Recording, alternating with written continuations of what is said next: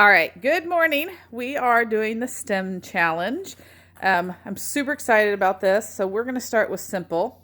Riley's already done this successfully, but it took her about 5 or 6 tries. So we are doing just the 2-pot one and then into the cup. So she's going to try to hit the same spot.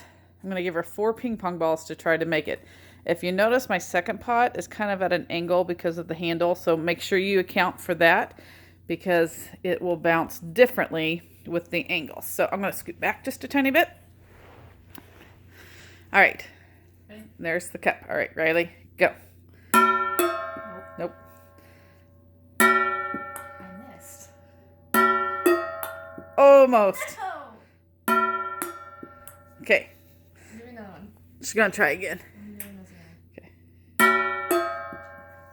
Okay. See, so it's not as easy as you think. No, do it. Oh! I missed. Okay, we're going to go one more time. Last one. Cut to me making this.